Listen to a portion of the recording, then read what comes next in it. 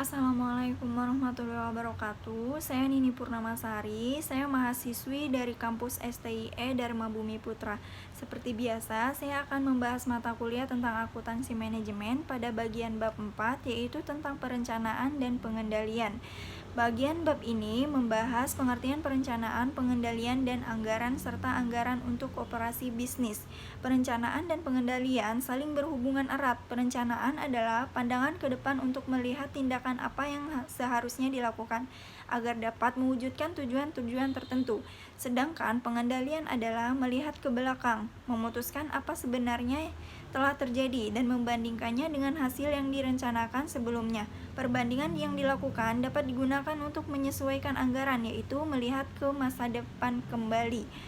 Komponen utama dari perencanaan adalah anggaran. Anggaran adalah rencana keuangan untuk masa depan yang mengidentifikasikan tujuan dan tindakan yang diperlukan untuk mencapainya.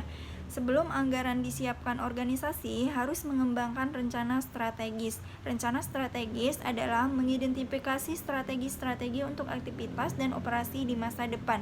Biasanya, jangka waktunya adalah 5 tahun. Kelebihan yang didapat dari anggaran yang pertama, memaksa para manajer untuk melakukan perencanaan, memaksa manajemen untuk merencanakan masa depan, mengembangkan arah umum bagi organisasi, mengantisipasi masalah, dan mengembangkan kebijakan umum di masa depan. Yang kedua, menyediakan informasi yang dapat digunakan untuk memperbaiki pembuatan keputusan, tujuannya untuk mencegah timbulnya masalah dan memperbaiki status bisnis jadi lebih baik. Dan yang ketiga, menyediakan standar untuk evaluasi kinerja, menyediakan standar yang dapat mengendalikan penggunaan berbagai sumber daya perusahaan dan memotivasi karyawan. Yang keempat, memperbaiki komunikasi dan koordinasi. Anggaran secara formal dapat membantu komunikasi dan koordinasi rencana organisasi pada setiap karyawan. Anggaran induk atau disebut dengan master budget adalah rencana komprehensif bagi organisasi secara keseluruhan. Biasanya, anggaran induk adalah untuk periode 1 tahun sesuai dengan tahun fiskal perusahaan.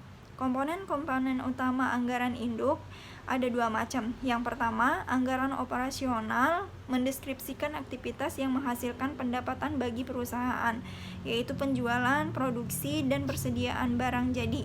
Yang kedua, anggaran keuangan merinci aliran masuk atau keluar kas serta posisi keuangan secara umum. Perkiraan aliran kas masuk dan keluar diperlihatkan dalam anggaran kas. Mempersiapkan anggaran operasional. Anggaran operasional terdiri dari perkiraan laporan laba rugi dan laporan penduduk sebagai berikut.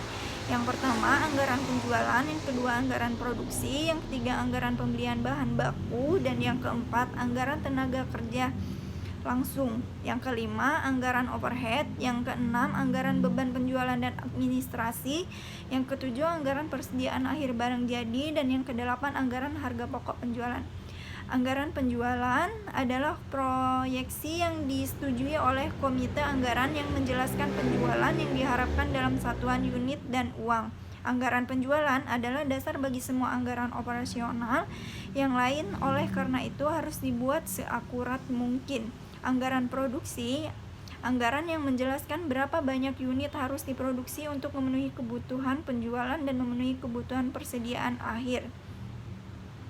Anggaran pembelian bahan baku yaitu tentang bahan baku yang dibeli tergantung pada perkiraan penggunaan bahan baku dalam produksi dan persediaan bahan mentah yang dibutuhkan perusahaan.